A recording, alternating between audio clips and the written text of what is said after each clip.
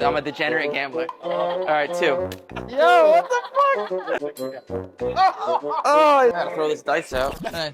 My name is Noah. I'm part of your program. Lucas. Oh, no, what's up, dude? Nice to meet you. 3-4 grand. Oh, So shit. far. My name is Eric Michael. I've sold over $5 million in sports cards, and today we are at a card show that is local to me in St. Petersburg, Florida. And today is a special day because while I'm speaking right now, in a few hours from today, the first games kick off for the NFL season. Well, the first Sunday of the NFL season, I should say. So I'm looking to get rid of most of my football cards. I have a few interesting cards on me. So I actually had 3 cracked ice contender Trevor Lawrence cards. 2 of them are optic contenders, 1 of them is contenders. The regular contenders, it was a 9.5 and I sold it for $9,400. I paid about $7,000 in a trade deal a few months ago. I have 2 optic contender cards, cracked ices, PSA 10s. I'm into them for about $6,000-ish to $7,000. It was like a trade deal, so it's hard to say. And recently there was a sale for only $6,400. So I can't move them for what I want to. Also, I'm high on Trevor Lawrence. And if you've ever watched my videos before, you would know before the football season starts, I try to sell all my football cards, move into the next sport, basketball, then baseball, etc. So I'm debating on what to do with these Trevor Lawrence cards because I don't really want to break even on them. Also, they're very low. And also, every single year during the football season, there's always a few guys, mainly one guy, that just skyrockets in value. And usually it's someone that people weren't expecting. Because what happens when it comes to football is, right, you have all these quarterbacks that were hyped, like Anthony Richardson and CJ Stroud and Jordan Love. So many guys were on these guys. Then you have quarterbacks that didn't get really a lot of hype and their values didn't increase a lot, like Trevor Lawrence, Tua, Jalen Hurts. And every year, I feel like it's every year, there's always one guy that wasn't hyped that just skyrockets in value. Like last year it was Tua, and then he ended up coming back down towards the end of the season. The year before that was Jalen Hurts. Nobody was on Jalen Hurts, and he went up like 3 times in value during the course of the 2022 season. I'm telling you guys this because I have these 2 Trevor Lawrence cards. I may not mind holding them because they're not really hyped at the moment. The problem is when you go into the season with someone who's hyped like Jordan Love, where his cards value have doubled in the past few months, there's a lot of room for it to go down. Like he hurt his MCL, and you're gonna see his value go down a quick 25-30%. But Trevor Lawrence is not really inflated, doesn't have that hype, so I may not mind holding him a few weeks just to see what happens, because that last sale isn't advantageous for me for a few of the cards I have. But we're about to go into the show. Let's see what happens. I'm looking to buy Bowman Chrome baseball and basketball. I mean, football, if it's really cheap, I'll just buy anything really, really cheap. That's kind of like my general motto, but like I'm really looking for Bowman Chrome baseball, but we'll see what happens.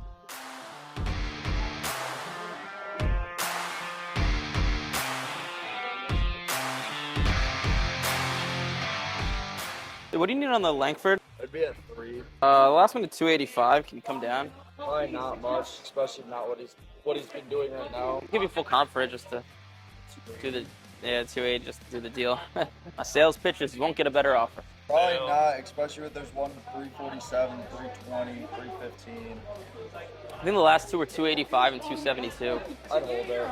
Okay, all good. Thank you. I offered what the whole card was worth. Still no good. In cash. Damn shame.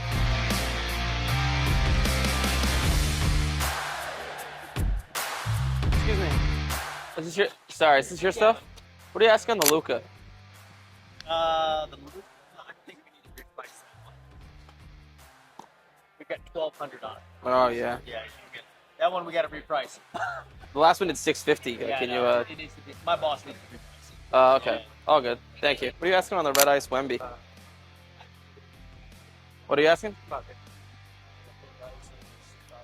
You probably get hit with my ads all the time. Yeah. Every time you go on Facebook.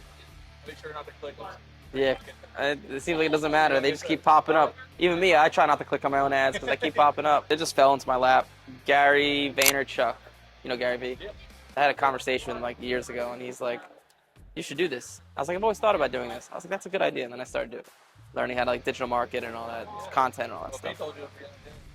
That was my exact thought process. Like, if he thought it was a good idea, it must be a good idea. I like the Red Ice, but I'd probably be cheap on my offer. Like 550, 575. I don't think I want it that bad. Yeah, I just don't want it that bad. I mean, I'd probably offer 450 cash. By no bullshit top. 451 cash. But outside of that, I don't really want to pay more than that. It's not something I'd be firm at 450 cash. If not, it's all good. Or actually, you know what? The game I play is like, so like I want to pay 450, you want me to pay 475, we keep rolling and we guess our number. So it's like 3. Okay, I missed. Then you go 2, and whoever hits first wins. All right.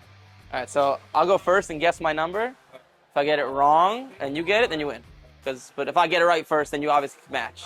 All right, so if you roll the dice, you guess the number. Yeah, How many rolls? just one. Just like 3. I roll it. If I'm wrong, okay, you go. Oh, okay. And then we just keep going back and forth. But if I get it right first, you can match me because it's unfair. I'm a degenerate gambler. All right, 2. Fuck. 2. Yo, what the fuck? Oh, man. 3, 4, 5. Maybe 20 bucks. Throwing that dice out. He's bottom, too. I might just come back and buy another car for you and just try to win another dice game. Thank you, appreciate it. I bought this Victor Wembanyama. It sells for like $550, $560, $570. I paid $480. I paid $480 because I lost the dice roll. How's it going? I don't know if you'll be able to come down, but the last Moss did 117. Would you be able to come down there? Yeah, I would do like 120. No, I don't wanna. I'm gonna give you cash. I would want to be a little below comps. Okay. I was gonna say, well, I'll tell you what. I brought a dice. I was gonna say $100, but I'll meet you. Do $100 or 110. But so like the way the dice game goes, so you have to guess your number, right? So like, I have to guess it. so like the way it works is like I guess my number 3. Okay, let's say I'm wrong. Now you go, and we keep going back and forth till whoever's right. Okay. Is that fair? 110 or 100? Okay, cool. Now you can go first. I went first last time and I lost. So you just rolled a 6. I'm going to go 6. Okay. 3. You just said 3. All right. 1. 6 again. Look at that. Oh, it stinks. That was crazy. But you went first, right? So I can match you. All right, match. I suck at this game. All right. I'm going to go with the number that I would never pick. 4. That's the last number in my head. 6. I stink. I stink at this game. I got to throw this dice out. That's what I got to do. Loaded dice. I do. Thank you. So much. And then I also lost the dice roll on this. I paid 110. These vintage cards are interesting because if you ever look at the graph of them, they go up over time and they go up and down like this. So I look to buy these vintage cards when they're at their down and sell them at their up. So like the last sale of this Randy Moss is 117. It's like the lowest sale in like, I mean, the past year. So like this card will come back up to like, 160, 170, 180. When it does, I'll sell it for a little under comps, make a quick like, what is that, 30, 40% of my money. And it's a nice way to just have rolling inventory of vintage cards. A card like this, I don't mind it just sitting there. I know eventually it'll get back up to where I need it to be. And I just aim to buy them when they're at their low point. Just like anything, right? Buy low, sell high. Is that your Wit Sapphire Red over there? Yes. How much are you asking on that? They told me. Dude, I don't know what the value of that, man. I mean, Kyle told me 12 grand. Value-wise. 12 grand? Jersey number, PSA 10. Oh, it's sure. That would be off then. A PSA 9 did like 2,500. I think it was 1,500, but yeah, it's all good. I'm not a jersey number guy anyways. So. Fair enough. Yeah. Yeah. It's a tough one, Yeah. It's just the rarity. Yeah. Jersey number aspect, his market up. It's never hasn't sold. But Fair based enough. on what Kyle told me, he's Any- a baseball guru. Any other higher end baseball? Maybe Spencer Torkelson Super Fractor, but that's not like super crazy. It's like 50. Tommy, the $1,000 case hit, the retro throwback. Yeah, anime probably one. not be my style. But all right, I'll if You you looking for baseball right now? baseball, some basketball. I don't know. Anything that's like just a good deal, to be honest. But baseball. Did you see the BGS 10 Giannis quotes out Zebra? No, I wouldn't be. I'm more of like a rookie, like Bowman Chrome, Contenders, Prism. I'm not a big select guy. I remember last time you were interested in the Sengun. Yes. Blue scope or the Blue Wave Choice or 35 something? Choice, Yeah. What were you asking on that? So I'm like right around 600. Are there comps? Sengun. It's a rare one, hasn't sold.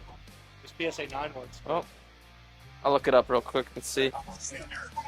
Hey, my name's Noah. I'm part of your program. Noah. Lucas. Oh, no, what's up, dude? Nice to How you meet doing, you. man? How's it going?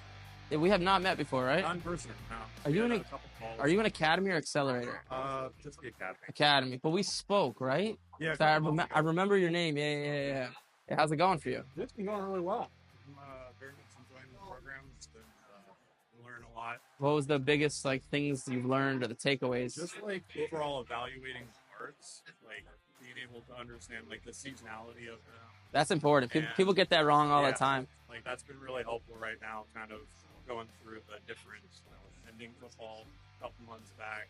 Basketball's kind of winding down right Yeah. now. Have you gotten any grading orders back? Yeah, I've got a lot back. Oh, how'd that go? I'm doing pretty good on those. I got pretty solid margins right now. Probably made Nice. about profit around like 3-4 grand. Oh, so shit. far. And that is a wrap for the St. Petersburg Card Show. I was only in there for about an hour. Probably the best thing that actually happened to me is I ran into one of my students in my academy program. His name is Noah. He's an engineer. He lives out here in St. Pete. And he's made $4 grand in profit, he told me. He's been in the program for 6 months. Not bad, almost $1,000 a month. But I only bought 2 cards, honestly. Wasn't the best show, but hopefully you enjoyed this video. Like, comment, subscribe, send me a message if you have any questions. See you in the next one.